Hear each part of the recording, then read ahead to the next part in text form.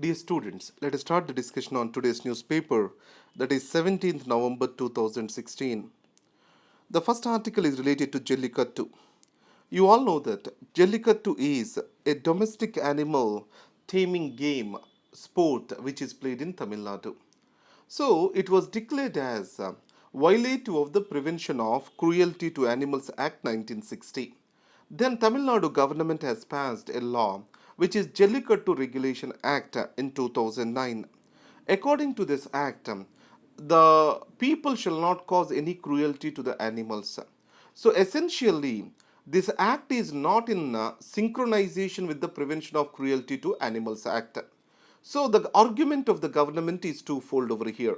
The first is the taming of animals or else taking care of the domestic animals was a subject in the state list. Then the Prevention of Cruelty to Animals Act do not apply towards the state subject as it is a central law. And the second is the regulation of the Jellikattu Act. It has already prevented any kind of cruelty to the animals, so it shall be allowed for. And the third argument it brought in is Jellikattu is a sport which is part of the culture and religion. So, in the freedom of religion, it has to be promoted for. These are the arguments made by the state government. But however, Supreme Court has dismissed this and has clearly upheld the stand of the Animal Welfare Board of India, which has said that the taming of animals involves a cruelty and it is also an entertainment to the human. So, the cattle, which are the friends of farmers, are seen as the subordinate beings, and they are being exposed to this cruelty. And finally, Supreme Court did not buy the argument of the Tamil Nadu state government and upheld the ban on Jellikattu. Now coming to Afghan meat, there is Heart of Asia conference which is being held in Amritsar. Last time when it was held in Pakistan, our external affairs minister Ms. Sushma Swaraj made a visit to Pakistan. Now, Mr. Sartaj Aziz, the foreign affairs advisor to the Prime Minister of Pakistan, is going to make a visit to India. And coming to the sex selection ads, there is a law which prevents the sex selection, and the sex selection is the reason for female feticide. So, in this context, the female feticide, if it has to be stopped, the sex selection also need to be prevented, and the law has to be strongly implemented. The law again is this is Preconception and Prevention of Selection of Sex Act. So, in this context, Preconception and Prenatal Diagnostic Prevention or Prohibition of Sex Selection Act. So, what this law says is any of the ultrasound or diagnostic center shall not aid in the selection of the sex of the baby inside the womb of the mother. So, in alignment with this, the Google and Yahoo, these have banned the sex selection ads online. Now coming to the perspective page. So here a sense of only itself. It talks about the middle class in India. So let's understand something about the middle class. So you know that the middle class is a in-between class between the working group and also the entrepreneurial class. So what I can clearly state is the middle class is aspirational and this has origins in Europe. This term by itself has origins in Europe. Now, what the middle class admires for? It admires the bourgeoisie attitude and it is very aspirational. The middle class is also by and large the managerial and professional class. If you see about doctors, lawyers, etc., they majorly flow from middle class. And the middle class is known for its vigor and it builds a civil society in any country. In India, also, the middle class has been strongly developed after globalization. So, it also has brought certain problems along with this. The middle class is very self centric too. It is inward looking and it is concerned about its own self, its own generations, after individual, family, and then its own class, caste, religion. This particular parochial attitude is very strong among the middle class. Now, in India, the middle class activism is fizzling out. Across the world, this middle class activism is known for reforming of the society, improving the educational and income standards in the society. But however, the middle class activism in India is leading to anti minoritarianism. Now, the right wing politics, the sense of development which is coming through bourgeois attitude, and added to that, this particular lack of activism on the middle class, these are the reasons for the growth of anti minoritarianism. And the social media is also playing an important role in this. So, the social media in Indian society today, it is yielding the power disproportionate to its size. We all know that. So, what we need to do, the middle class, it shall be more responsible for a prominent or strong building of Indian society. So it has to make the Indian society inclusive. If the social disorderliness gets in, the worst affected will be the middle class. You know that the middle class activism in our history led to the French Revolution, and also a consolidated opinion of the society need to be nurtured and built through the actions of the middle class. And middle class shall make everything inclusive. It shall strive to build an inclusive society. And next is violence that is not gender neutral. Now, let's talk about equality. There is something called procedural and substantive equality. Bringing equality on paper through the laws, it can bring in procedural and legal equality, but the substantive equality talks about the things which are much wider. What are they? The substantive equality provides for prevention of any discrimination and prejudice against the women, reforming of the institutional structures, providing for political participation and social inclusion. All these things are the part of substantive equality. If we have to bring in substantive equality, we need to show favoritism or affirmative action towards the people who are undermined or who are not having equal space and presentation in the society. So, in this context, the public spaces in India, these are not gender neutral or gender equal.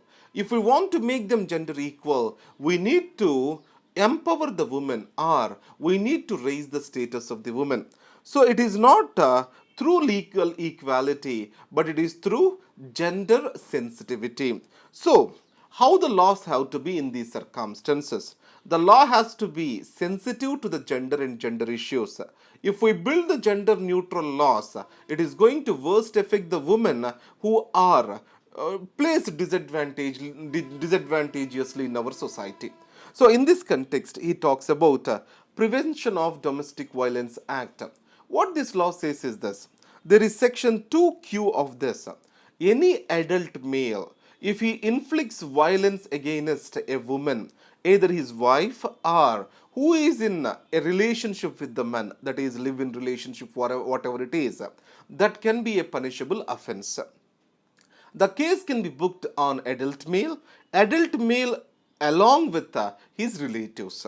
So it means the adult male, if adult male is been registered, along with him, his relatives also can be booked. His relatives alone cannot be booked under this particular act. So, the Supreme Court of India recently said the law has to be gender neutral. So, what it did is this adult male as a word has to be removed. It did in a good spirit of the law. It says that women can be caused violence by the female or else family members of the husband, and they can also be caused violence by the minorities. So that's why adult and the male, both the words are being removed by the Supreme Court. So now, because of this relaxation, the law has become gender neutral, but the same law can be used by women to harass the other women.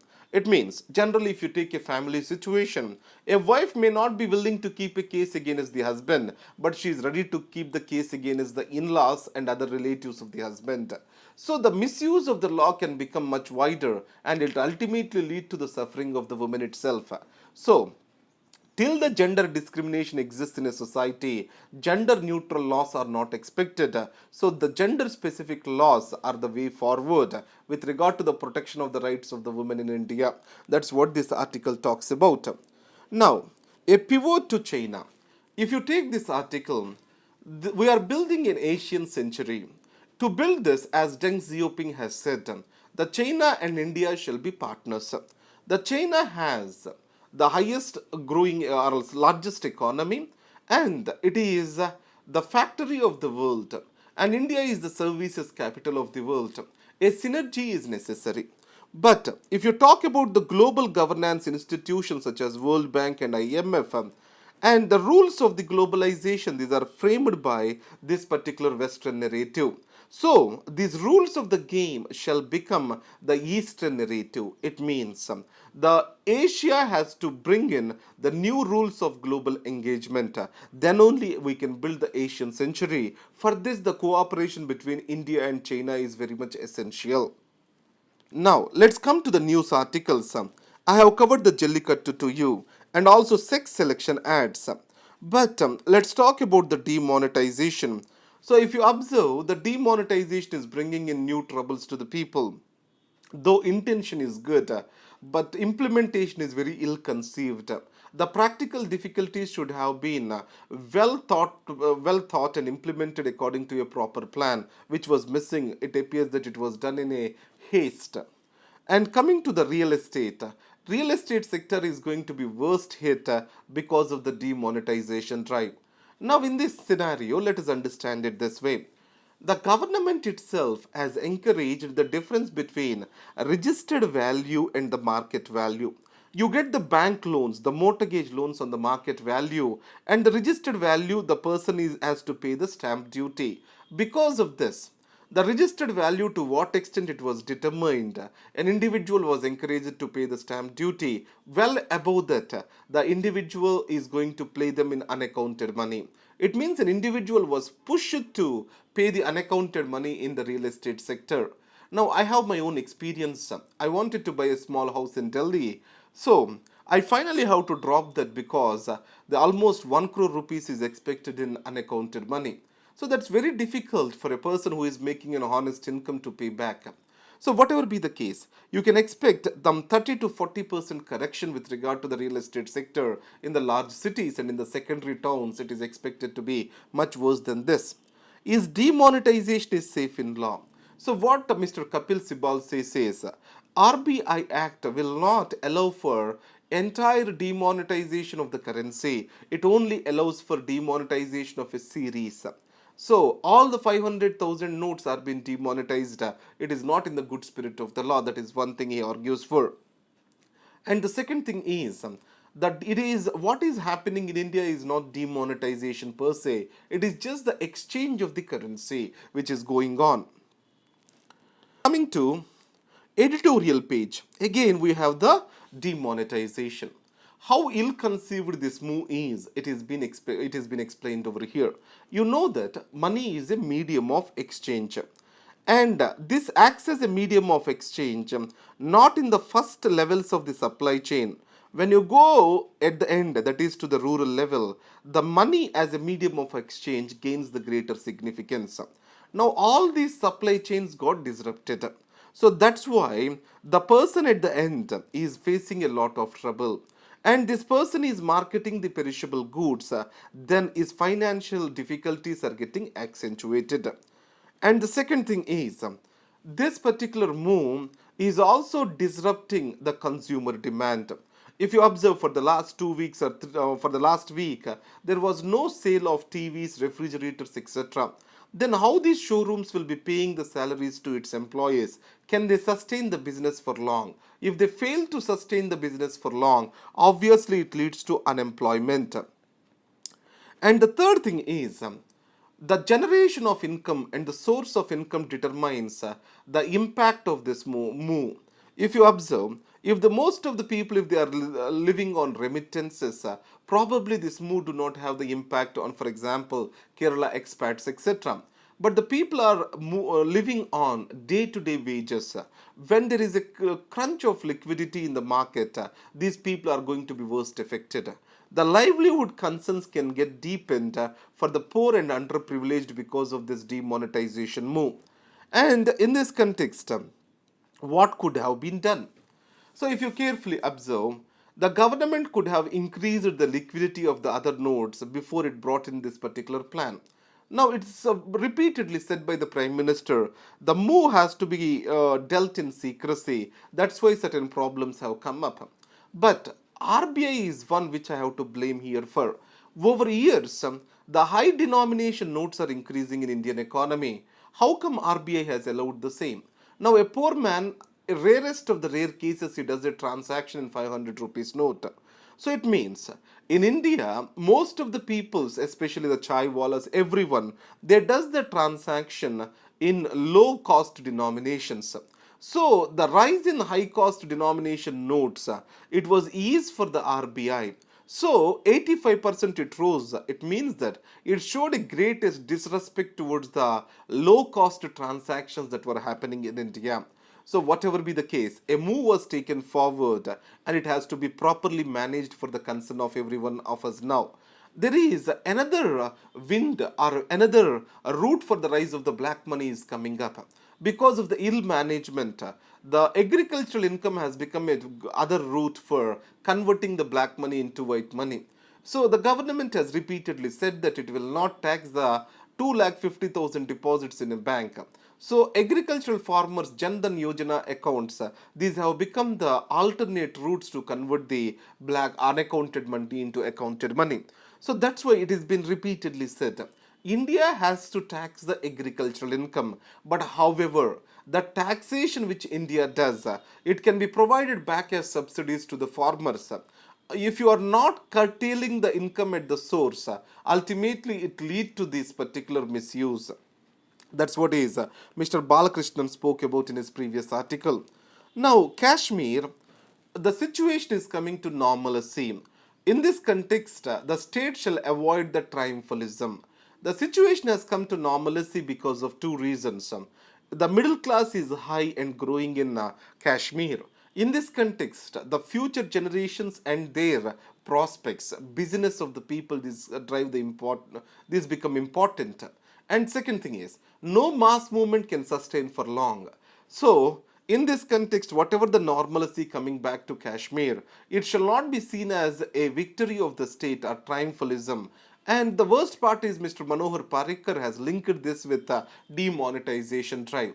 In a sense that the money is driving the agitations in Kashmir. It is very narrow or shallow understanding of the Kashmiri problem. So what we need to do is we shall be sensitive, especially the state shall be sensitive to the concerns of the Kashmiris, and the humane, people friendly approach can provide for a long lasting solution to the Kashmiri problem. A challenge and an opportunity. Now, with regard to the WOBOR, One Belt One Road initiative, Maritime Silk Road initiative of the China, India is almost reluctant to join this. It sees in opposition. With regard to WOR, the China Pakistan economic corridor was more important, and it passes through Gilgit Baltistan region of India, which is part of POK. So, India opposes this move, saying that Kashmir is part of its territory. So it means India has sovereign rights over the Gilgit Baltistan region. So the CPEC, it runs from Kashgar to Gwadar, and recently the first ship made an entry into the Gwadar port. And the $46 billion project has its own risks. One is the economic downturn in China, instability in Balochistan region of Pakistan, and also instability in Xinjiang province, unrest in Xinjiang province. This can halt the progress of this particular project. But whatever be the case, almost all our neighbors in South Asia, they are looking way forward to enter into this project. Probably India also has to take a review of its stand. That's what the author talks about.